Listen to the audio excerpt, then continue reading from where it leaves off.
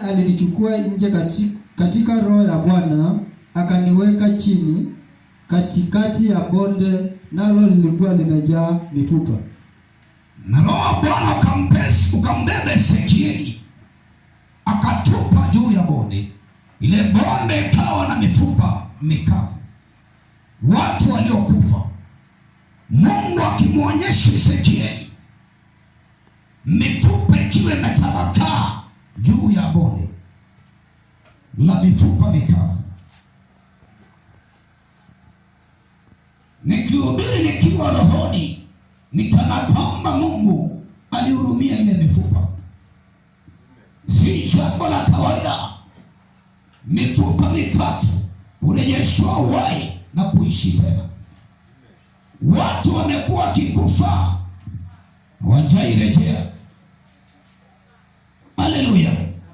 Lakini upendo wa Mungu ukawa juu ya Ezekieli, juu ya mifupa mikavu. Ni nani atakaye pewa nguvu na Mungu kufufua mifupa mikavu na kuirejesha uhai? Ni neema ya Mungu. Halo? Bwana Yesu asifiwe.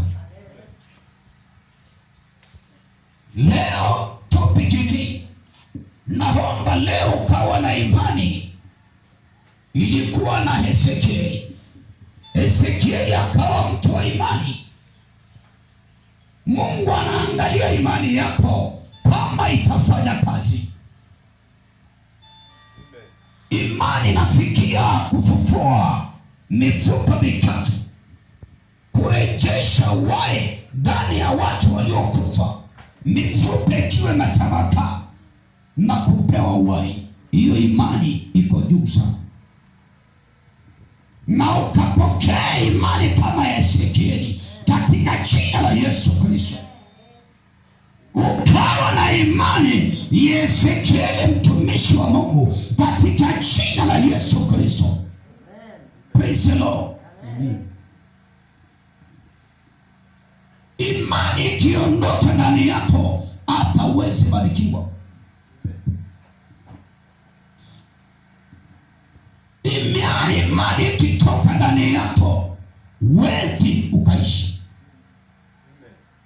Mareli yakija kwako, unasema mimi naondoka, mimi nitakufa, utakufa. Mareli yakija ndani yako, ni kwa sababu wewe huko ndani ya Yesu. Uamini kana kwamba nikiomba magonjwa yote yatatoka. Nikiombewa na mtumishi, kile chochote nimetumiwa kitaondoka. Kwa hakika utapona. Mpe Yesu sadaka nzuri ya makofi kama unabarikiwa. Imani yako ikishuka, uwe na biashara, useme biashara hii sioni kana kwamba itanawili. Haitanawili. Bali unakwenda kunitia imani yako, hii biashara yangu itaenda mbali. Kwa hakika itasonga, itamilikiwa, utaimiliki katika jina la Yesu Kristo. Praise the Lord. Kwa imani Ezekieli akaamurisha mifupa mikavu, na akalipa lile mifupa mikavu uhai, na ikaishi. Amen. Bwana Yesu asifiwe sana. Leo nataka tuwe watu wa imani. Leo natabiri, nina neno kama mtu wa imani. Haleluya. Kwa mambo yako unaofanya, hata kuishi kwako ni imani. Kwa mambo yako unaofanya ni kwa imani. Kuishi kwako ni kwa imani. Uishi kwa imani katika jina la Yesu. Ukafanya kazi ya mikono yako kwa imani, na utabarikiwa in Jesus name. Amina. Hebu nisikie neno tena. Mstari wa pili. Akanipitisha karibu nayo pande zote, na tazama, palikuwa na mifupa mingi katika ule uwanda, nayo tazama, ilikuwa mikavu sana. Na akanitembeza Mungu wangu juu ya mifupa, juu ya kile kiwanja, nikatembea juu ndani ya kile kiwanja. Kilikuwa kimetabakiwa na mifupa mikavu, ilikuwa imetabakaa kila mahali. Nikatembea juu ya ile mifupa. Mungu akazidi na kunionyesha watu waliokufa na mifupa tu imetabakaa juu ya kiwanja, makaburi ya watu, makaburi ya wafu.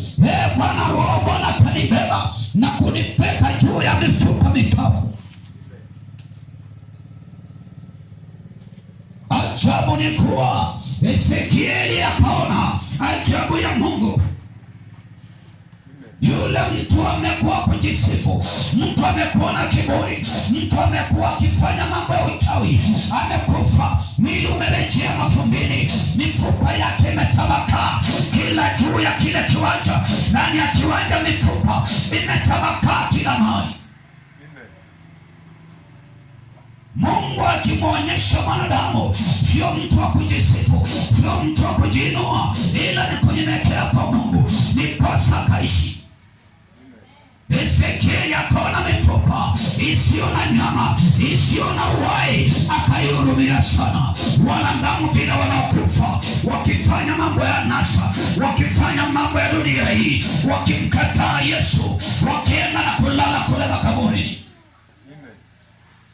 Nenda kwa yule mtu aliyokufa, nenda fufue mwili wake, utapata mifupa tu imetabakaa pale kaburini.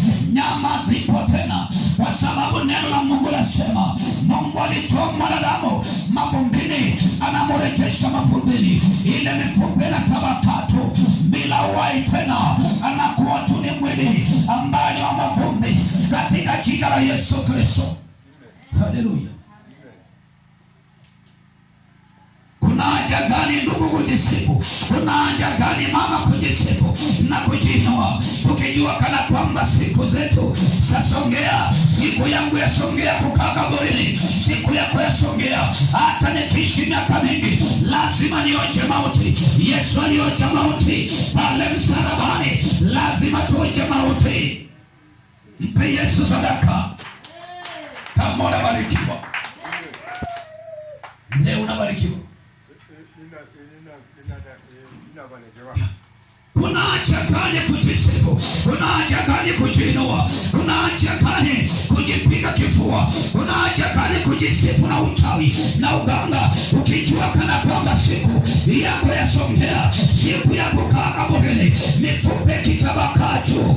Ezekieli alitembea juu ya kiwanja kama pale Lang'ata, watu wamezikwa, akaona mifupa imetabakaa juu kiwanjani pale. Watu walikufa miaka ya kale, mababu waliotangulia, watumishi wa Mungu waliotangulia na wakafa. Watu walitangulia wakafa, wamelala makaburini, mifupa imetabakaa juu.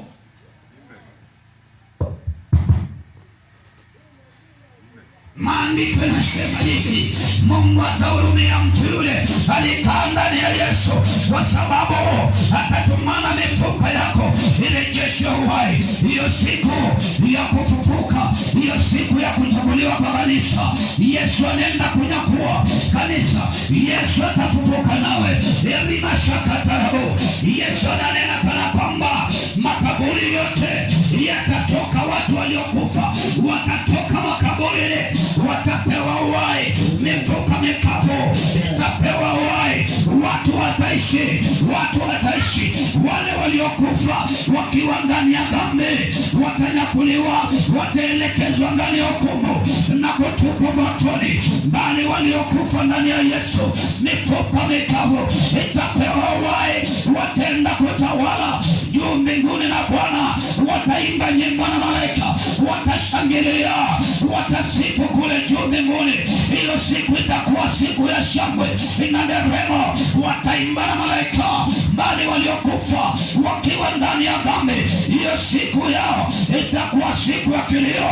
Wataona moto mbele yao, wakiandekezwa kwa hukumu. Kila goti litapiga magoti, kila ulimi utakiri matendo uliotoa, wakitupwa motoni. Hiyo siku wewe uliokaa kanisa gani uliofungua sikio lako na kusikia neno hili, wewe usiodharau neno hili, usiokuwa na kiburi, hiyo siku itakuwa siku yako ya furaha, kwa sababu utapona katika jina la Yesu. Hiyo siku mifupa yako mikavu itapata uhai in the name of Jesus. Ndugu dada, nisikilize leo, ninakwenda kukuhubiria. Hii mambo si ya mzaha, hii mambo si ya mchezo. Hii siku inakuja, nenda waangalie vile watu wanalala siku ya mauti, watu wakifika moto wanalia pale, wanasema mpendwa ametuacha, lakini yake inakuwa itakuwa namna gani? Jiandaeni mapema, siku yacha ambayo ni siku itakuwa ni siku ya kilio. Kwa upande wenu neno la Bwana nasema, kwa upande wako dada, kwa upande wako ndugu, hiyo siku itakuwa ni siku ya kupanguzwa machozi in the mighty name of Jesus. Mpe Yesu sadaka nzuri, kama unabarikiwa. Wapi shangwe za Yesu? Haleluya. Sio jambo la kawaida Mungu kuhurumia mifupa mikavu.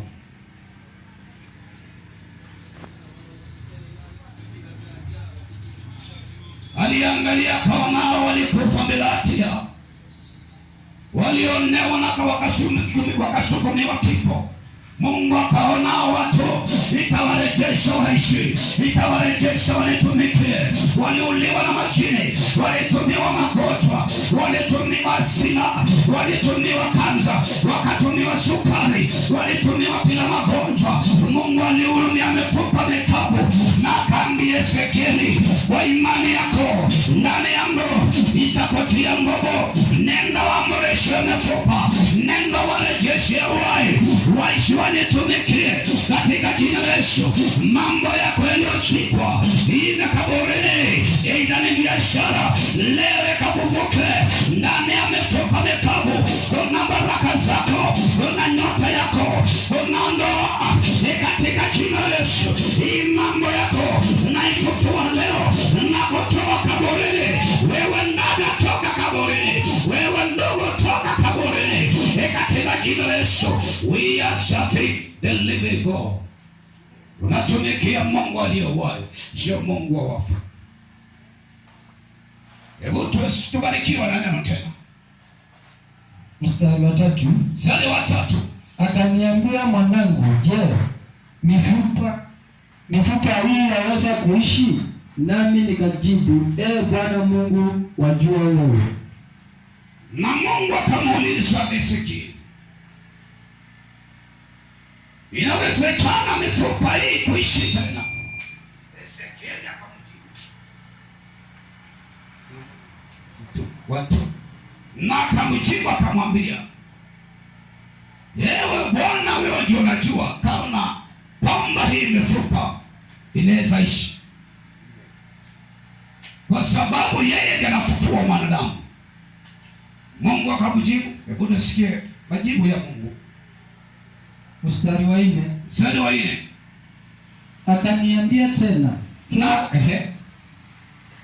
Akaniambia tena, toa unabii juu ya mifupa hii, uiambie, enyi mifupa mikavu.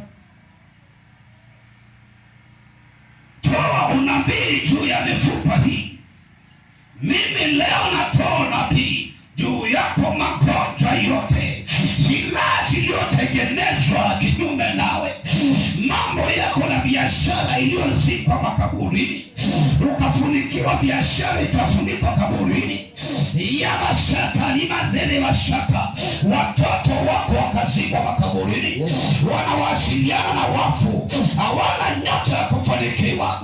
Leo natoa nabii kwa ajili ya nyumba yako, natoa nabii kwa ajili ya biashara yako ifufuke katika jina la Yesu. Ninatoa nabii juu ya watoto wako wanapenda kunenepa katika maisha yao, ninanena yakao maisha kufanikiwa in the mighty name of Jesus. Hakuna mtu atafunga, hakuna mtu atazima nyota yao in the mighty name of Jesus. Mpe Yesu anakatena nzuri kama unabarikiwa.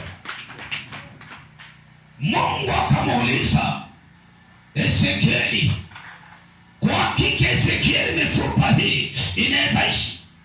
Naye akamjibu, Mungu wewe ndio unajua.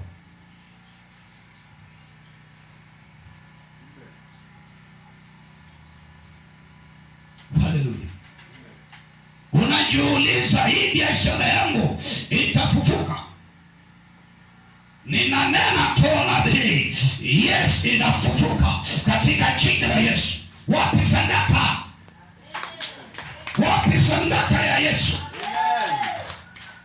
Unauliza wewe mama, hao watoto watamaliza shule? Natoa nabii kama kwamba watamaliza mara ya pili, na nena natoa nabii mara ya tatu wanamaliza katika jina la Yesu Kristo. Wapi sadaka nzuri? Kama unabarikiwa, unauliza hii magonjwa niliyotumiwa kana kwamba nitapona, natoa nabii kama Ezekieli alitoa nabii. Ni nini haiwezekani? Mungu amenituma kwako, nitoa nabii. Ugonjwa unaougua pana katika jina la Yesu, pana in the name of Jesus, inatoa nabii ukapone katika jina la Yesu. Wapi sadaka tena nzuri ya Yesu Kristo? Oh my God, it's a God of miracle. Hello? Amen. Unajiuliza, mtoto aliyotumiwa wazima atapona? Yes. Na neno natoa nabii, huyo mtoto apone. Natoma uponyaji, natoma nguvu za uponyaji katika jina la